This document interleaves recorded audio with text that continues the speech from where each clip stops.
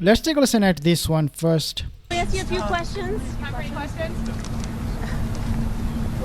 Thank you so much. I know that this is a hard figure to have precisely, but ballpark, how many murderers do you believe ICE has rounded up so far? I have no idea. I can tell you that, anywhere between 65 and 70% of everybody we're arresting is a criminal. I know there's been a lot of murders. I wish I had that number because the number's pretty high. But if you look at, we were, deported about 650,000 formal deportations since President Trump's been in office, and you take 65, 70% of that being criminals, that's a lot of bad people we deported. I'm asking because President Trump said yesterday that there are hundreds of thousands of murderers that ICE is going after. There's a lot of murders. I just don't have that number with me. That number seems to keep growing all the time. What do you think is a more realistic? Hundreds and thousands of murderers. Like, what? Are you crazy? And then Tom Homan, he's saying, I don't know the number. I cannot disagree with the president. He's trying to save his job. Yeah, the president is lying through his teeth, and people like Tom Homan, they don't have any problem with that. Number of how many murderers. I'm not saying the president isn't realistic. I don't have those numbers in front of me. There are hundreds of thousands of people on the loose who committed murders in the U.S. I think we arrest a lot of murderers, and I don't have a number, and I'm not going to comment on President comments. I don't have that data in front of me. Mr. Homan, with the defunding of sanctuary jurisdictions, could you say anything about what funds are going to be pulled back and which are not? And can you also describe your relationship with Mayor Mamdani versus Eric Adams? Well, first of all, I don't think the decision has been made yet about specific funds, but I support pulling federal funds away from cities that release public safety threats in their communities. You're out working with us. This sanctuary cities are sanctuary for criminals. I have not met with the mayor of New York City. I did meet with the prior mayor, Eric Adams, because he asked for a meeting. So we'll see what happens. I have not met with Mamdani. The only time I've ever seen him is up in Albany, New York, before he ran for mayor, and he was screaming and yelling and pushing his way through state police to try to get a moment with me. But I was too busy eating my apple and ignoring him. Mr. Homan, when it comes to Minneapolis, we're seeing images like yesterday of a woman who was stopped by federal agents. She was dragged out of her car. I know DHS always has a response to this as to why they're acting that way. There are Americans who see this and say this looks like Putin's Russia. What is your... That's ridiculous. You know what? In Minneapolis, let's remember who set the stage here. First of all, the Biden administration let millions of people release millions of illegal aliens in this country in violation of the law. Many of them criminals because they weren't properly vetted. We're arresting thousands of them. So first of all, they created the problem with millions of illegal alien criminals in this country. Second of all, Minneapolis, they're a sanctuary city. If they'd let us in their damn jail and stop being a sanctuary city, we could arrest the bad guy in the safety and security of the jail. But because they normally release them, now we got to go in the community and find them. Then they're mad we're in the community.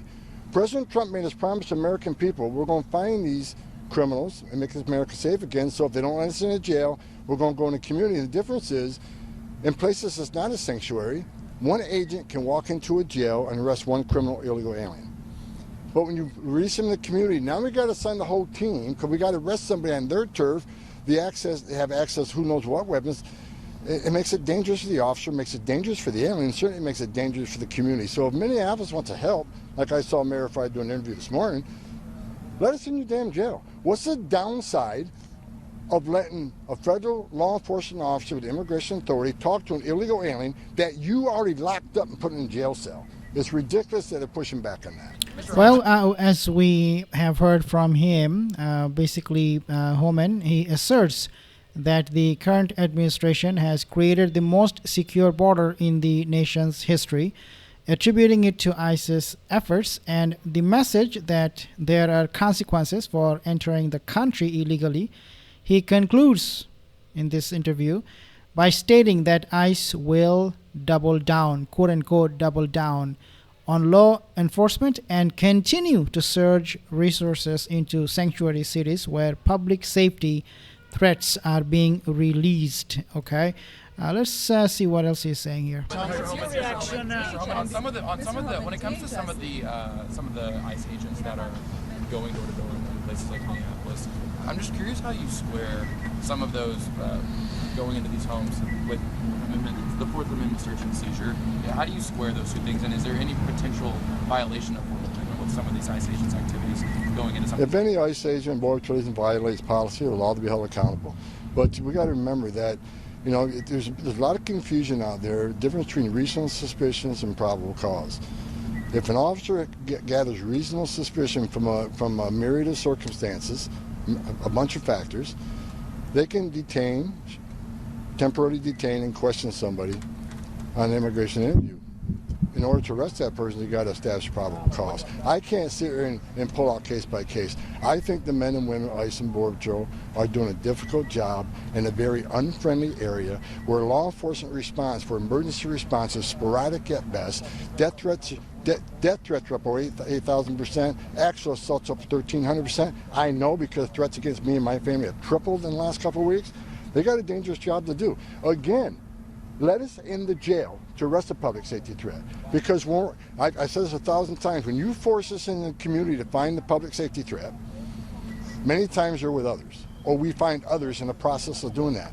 If we find them, they're in the country illegally, they're getting arrested too. So more officers in the street means more collateral arrests. We have promised American people we're going to force immigration. Let me tell you why we have the most secure border in the history of this nation today.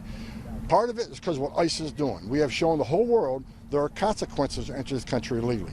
We're not going to send a message, cross the border illegally, it's a crime, don't worry about it, get order removed, don't worry about it. Unless you commit another crime, no one's looking for you.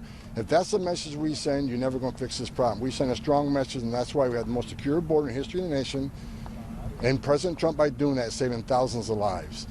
We know that women and children aren't making that dangerous journey. We know that no one's drowning in the river today. We know fentanyl isn't coming across at the levels it came to Joe Biden. We certainly know no inspected terrorists aren't coming across like Joe Biden. Well, and none of these things were happening under Joe Biden the way he is saying here. Tom Homan, he's just lying.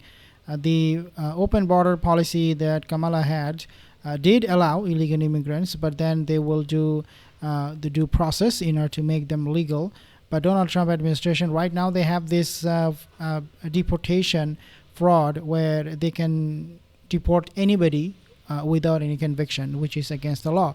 And the other thing that Tom Homan he address is the fact that ICE agents, they're terrorizing people, especially when they approach other people like Renee Good, who was shot killed, with wearing mask. How that makes anybody feel normal about the whole thing, about this immigration rates is beyond me. Let me know, guys, what do you think? Because Tom Homan right now, he is just going to be puppeteering whatever his boss, Donald Trump, told him to say.